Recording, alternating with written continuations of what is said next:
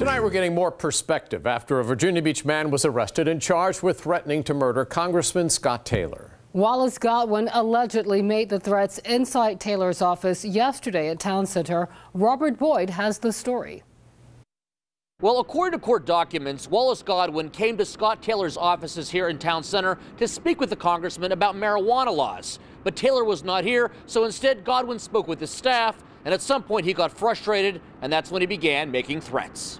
On Friday, 69-year-old Wallace Godwin of Virginia Beach was charged with threatening to murder and assault Congressman Scott Taylor. According to an affidavit, Godwin told a staff member, "Scott is having an event this Saturday. I'm going to get my shotgun and do something about this. I will just handle this myself."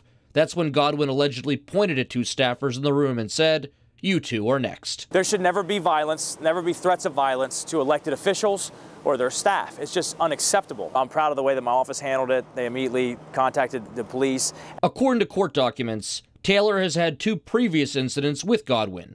In one case, Godwin blocked his driveway. In another, he went to Taylor's office and yelled at staff members. Quite frankly, the political discourse in our country right now has risen to levels that are dangerous, and I think that everyone just needs to calm down. 13 News Now went to Godwin's house on Bryan Lane and attempted to speak with his family. They refused to open the door before driving away.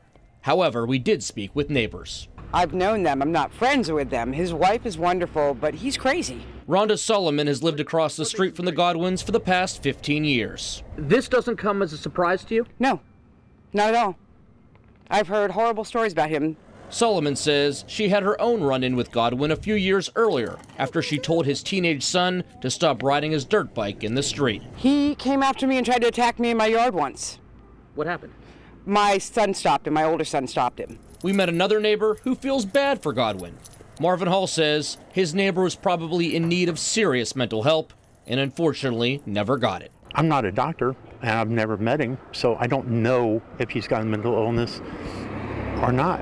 But I don't see people really acting that way without having some issue. It's also important to mention that Wallace Godwin does have a concealed weapons permit.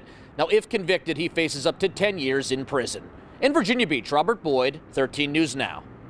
Godwin appeared in federal court today. His next court date is scheduled for Tuesday. We'll continue to follow this case and bring you the latest information as we get it.